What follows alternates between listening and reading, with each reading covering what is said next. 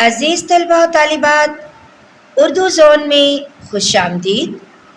جماعت دہم، نیشنل بک فاؤنڈیشن، نئی درسی کتاب 2025، اس کا سبق نمبر 4 جس کا عنوان ہے چغل خور۔ آج ہم یہ سبق پڑھیں گے۔ چغلی بہت بری عادت ہے۔ چغلی لگانا ایسا ہی ہے جیسے جب ہم کسی کی غیر موجودگی میں کسی کی غیبت کرتے ہیں یا چغلی لگاتے ہیں تو جیسے مرے ہوئے بھائی کا گوشت کھا رہے ہیں۔ اخلاقی طور پر بھی چغلی لگانے کے بہت سارے نقصانات کا سامنا کرنا پڑتا ہے۔ تو آج کے اس ویڈیو لیکچر میں ہم سبق چغل خور کا ایک مختصر سا خلاصہ جانیں گے اور مصنف کا تعارف۔ شفیع عقیل ایک معروف صحافی، ادیب اور شاعر تھے۔ شفیع عقیل کی ادبی سرگرمیاں اور دلچسپیاں متنوع ہیں، لیکن لوک ادب پر ان کی توجہ زیادہ رہی۔ لوک کہانیاں ایک جیسی ہی ہوتی ہیں، لیکن لوک کہانی لکھنے کے لیے شفیع عقیل کا انداز جداگانہ ہے۔ ان کا اسلوب سادہ اور سلیس ہے۔ اسلوب یعنی لکھنے کا انداز۔ ان کے تراجم ایسے ہیں کہ ان پر طبع انداز ہونے کا گمان ہوتا ہے۔ ان کا زیادہ تر کام لوک داستانوں پر مشتمل ہے۔ انہوں نے لوک کہانیوں کے تراجم بھی کیے۔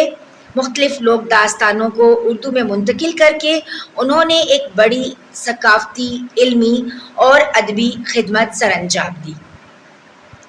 بیٹا متنوع کہتے ہیں یعنی جس کو کسی تنقید کا سامنا کرنا پڑے، یعنی لوگ اس کے بارے میں مختلف رائے رکھتے ہوں۔ مصنف کی تصانیف مندرجہ ذیل ہیں: پنجاب کی لوک کہانیاں، پنجابی لوک داستانیں، چینی لوک کہانیاں، جاپانی لوک کہانیاں، ایرانی لوک کہانیاں، پیرس پھر پیرس ہے، مجید لاہوری، ادبی مکالمے اور ہماری منزل، غازی یا شہید وغیرہ۔ یہ تو ہو گئی مصنف کا تعارف اور ان کی تصانیف کے نام۔ اب جانتے ہیں کہ سبق کا خلاصہ کیا ہے، یعنی ایک مختصر سا سبق کے بارے میں جان لیتے ہیں، پھر اس کے بعد ہم پڑھائی شروع کریں گے۔ شفیع عقیل اردو کے مشہور ادیب تھے۔ ان کا زیادہ تر کام لوک داستانوں پر مشتمل ہے۔ سبق چغل خور میں انہوں نے چغل خور کی فتنہ پروری کو اجاگر کیا ہے۔ جب ہم مرکزی خیال لکھیں گے نا تو اس میں بھی آپ یہ لکھ سکتے ہیں کہ چغل خور کی فتنہ پروری کو اس سبق میں اجاگر کیا گیا ہے۔ پرانے زمانے کی بات ہے کہ کسی گاؤں میں ایک چغل خور رہتا تھا۔ اس نے اپنی اس عادت سے جان چھڑانے کی بہت کوشش کی مگر کامیاب نہ ہو سکا۔ چغل خوری ہی کی وجہ سے اسے ملازمت سے ہاتھ دھونے پڑے اور کسی بھی جگہ اسے نوکری یا مزدوری نہ ملی، کیونکہ گاؤں کے لوگ اس کی بری عادات سے واقف تھے۔ ہر طرف سے مایوس ہو کر اس نے یہ گاؤں ہی چھوڑ دیا تاکہ کسی دوسرے گاؤں یا شہر میں جا کر محنت مزدوری کر کے اپنا پیٹ پالے۔ جب وہ دوسرے گاؤں پہنچا تو اسے امید کی ایک کرن نظر آئی، کیونکہ یہاں پر اسے کوئی نہیں جانتا تھا۔ وہ ایک کسان کے پاس گیا اور اس سے نوکری کی درخواست کی۔ کسان کو بھی ملازم کی ضرورت تھی۔ کسان کے پوچھنے پر چغل خور نے بتایا کہ وہ روٹی کپڑے کے ساتھ 6 ماہ بعد اس کی ایک چغلی کھائے گا۔ کسان نے خوش ہو کر شرط قبول کر لی اور اسے ایک مفت کا ملازم مل گیا۔ یہاں کسان نے یہی سوچا تھا کہ 6 مہینے تک سوائے روٹی کپڑے کے اس کو سیلری نہیں دینی پڑے گی، اور 6 مہینے کے بعد کوئی ایک آدھ اگر یہ چغلی کر بھی لے گا تو اس سے میرا کوئی خاص نقصان نہیں ہوگا۔ چغل خور کو جب کسان کے ہاں ملازم ہوئے 6 ماہ گزر گئے تو اس کا دل چغلی کھانے کو چاہنے لگا۔ ایک روز وہ کسان کی بیوی کے پاس گیا اور بتایا کہ تمہارا خامند کوڑی ہو گیا ہے، یعنی کوڑ کے مرض میں مبتلا ہو گیا ہے، اور اگر یقین نہ آئے تو اس کے جسم کو چاٹ کر دیکھ لینا، کیونکہ کوڑی کا جسم نمکین ہوتا ہے۔ پھر وہ کسان کے پاس کھیتوں میں آیا اور کہا کہ تمہاری بیوی پاگل ہو گئی ہے اور آدمیوں کو کاٹتی پھرتی ہے۔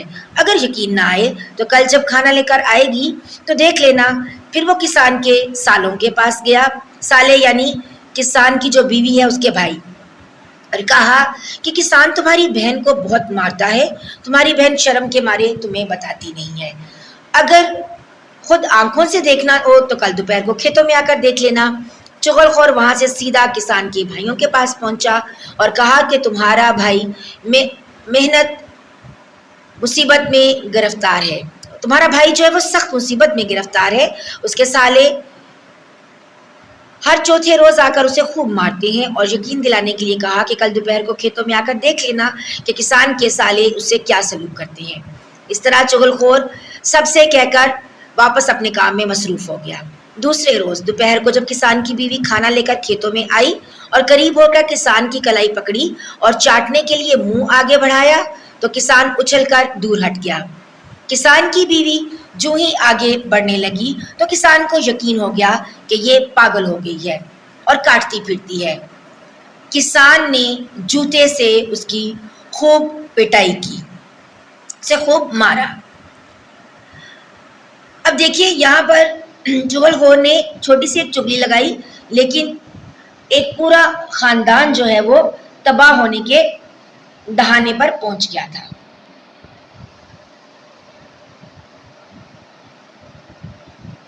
پھر ایسا ہوا کہ جب کسان نے اپنی بیوی کی پٹائی کی تو اس کے سالے بھی اس کو دیکھ رہے تھے، وہ دوسرے کھیت میں چھپے ہوئے بیٹھے تھے۔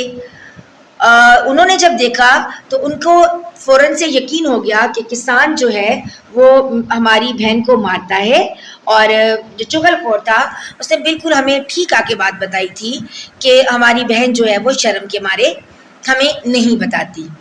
اس پر وہ دوسرے کھیت سے بھاگے بھاگے ادھر آئے اور کسان پر ٹوٹ پڑے۔ اسی منظر کو دیکھ کر دوسرے کھیت سے کسان کے بھائی برآمد ہوئے اور زوروں کی لڑائی شروع ہو گئی، یہاں تک کہ سب خون میں نہا گئے۔ آخر کار ساتھ والے کھیتوں میں کام کرنے والے لوگ بھاگ کر آئے اور بیچ بچاؤ کر کے پوچھا کہ تم یوں ایک دوسرے سے کیوں لڑ رہے ہو؟ تو سب نے اپنی اپنی بات بتا دی۔ معلوم ہوا کہ یہ سب چغل خور کی وجہ سے ہوا ہے۔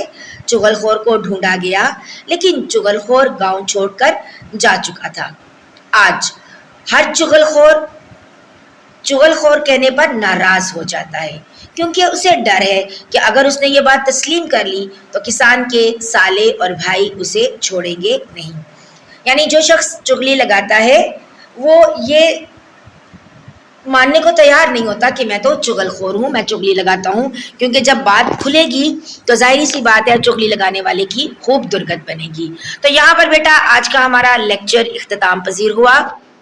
اگر آپ نے یہاں تک لیکچر کو دیکھ لیا، ویڈیو دیکھ لی ہے، تو اگر آپ کو ویڈیو اچھی لگے تو اپنے دوستوں اور رشتہ داروں کے ساتھ لائک اور شیئر کرنا مت بھولیے گا۔ چینل پر نئے ہیں تو چینل کو سبسکرائب کرتے ہوئے جائیے گا۔ اگلے لیکچر میں انشاءاللہ ہم سبق کی وضاحت، مشقی سوالات کے جوابات اور المشکل الفاظ کے معنی کے ساتھ سبق کی وضاحت کریں گے۔ تب تک کے لیے اجازت دیجیے۔